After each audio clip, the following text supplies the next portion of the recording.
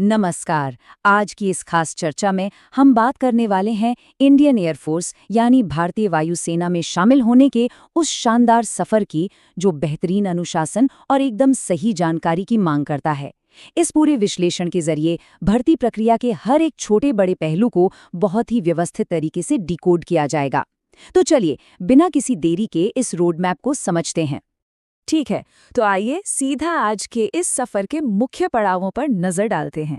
हम सबसे पहले IFX और Y ग्रुप्स को समझेंगे। इसके बाद एलिजिबिलिटी, आयु सीमा, लिखित परीक्षा के सिलेबस, फिजिकल टेस्ट्स और आखिर में मिलने वाली सैलरी और शानदार भविष्य के फायदों को कवर करेंगे। पहला चरण X और Y ग्रुप्स। किसी भी सफर की शुरुआत मंजिल को अच्छे से समझने से ही होती है। जो भी उम्मीदवार वायुसेना का हिस्सा बनना चाहते हैं, उनके लिए यह जानना सबसे जरूरी कदम है कि उनके लिए सही रास्ता कौन सा है। मुख्य रूप से यहाँ दो ग्रुप्स होते हैं, X और Y। X ग्रुप पूरी तरह से टेक्निकल है, यानी इसके लिए 12वीं कक्षा में फिजिक्स, केमिस्ट्री और मैथ्स, जिसे हम PCM कहते हैं, उसका होना एकदम अनिवार्य है। दूसरी तरफ है Y ग्रुप, जो कि नॉन टेक्निकल है। इसका सबसे बड़ा फायदा ये है कि इसे किसी भी स्ट्रीम के छात्र भर सकते हैं, चाहे बैकग्राउंड आर्ट्स का हो, कॉमर्स का हो या फिर बायोलॉजी का।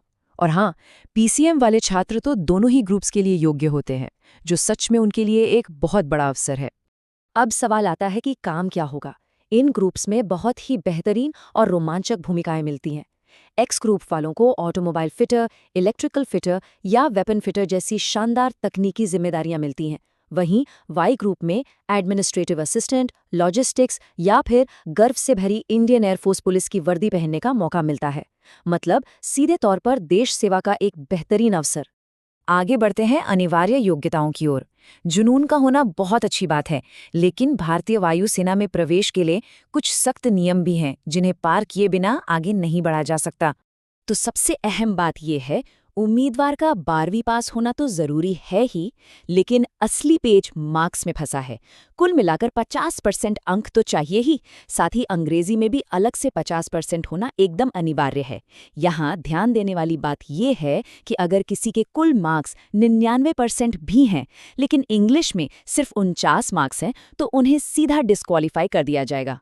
49% को किसी भी हाल में राउंड ऑफ नहीं किया जाता, तो इस नियम को बिल्कुल भी हल्के में नहीं लिया जा सकता।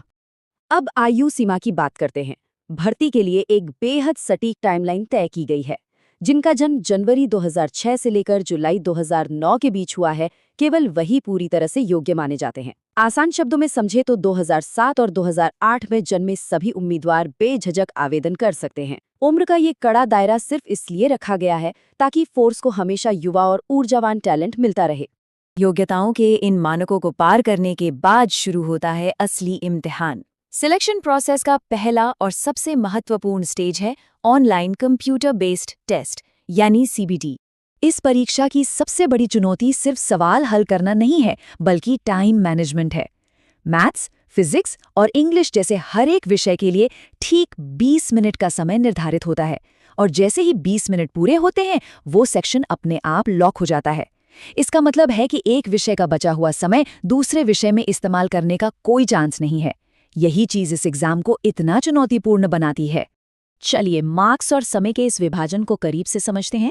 X ग्रुप का एग्जाम 70 अंकों का होता है, जिसके लिए 60 मिनट मिलते हैं। Y ग्रुप का पेपर 50 अंकों का होता है और इसमें 45 मिनट दिए जाते हैं। और जो उम्मीदवार दोनों ग्रुप्स यानी X और Y का विकल्प चुनते हैं, उन्हें मैथ्स, फिजिक्स और इंग्लिश के साथ साथ रागा यानी रीजनिंग एंड जनरल अवेयरनेस का सेक्शन भी देना होता है। इस पूरे पेपर के लिए 85 मिनट मिलते हैं। दोनों ग्रुप्स का पेपर देने का सीधा मतलब है सफलता के दोहरे अवसर। परीक्षा में एक्यूरेसी यानी सटीकता बहुत जरूरी है, क्योंकि यहाँ 0.25 की नेगेटिव मार्किंग का प्रावधान है।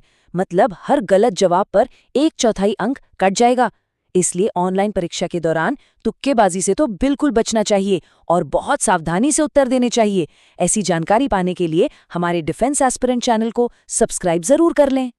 लिखित परीक्षा की मानसिक चुनौती को पार करने के बाद फोकस पूरी तरह से शारीरिक क्षमता यानी फिजिकल फिटनेस पर शिफ्ट हो जाता है। अब बात होगी भर्ती के अगले चरणों की। आइए देखते हैं कि ये प्रक्रिया आगे कैसे बढ़ती है। ये पूरा चयन एक के बाद एक क्रमिक विकास है। स्टेप 1 में ऑनलाइन परीक्षा का कट ऑफ पार करना होता है।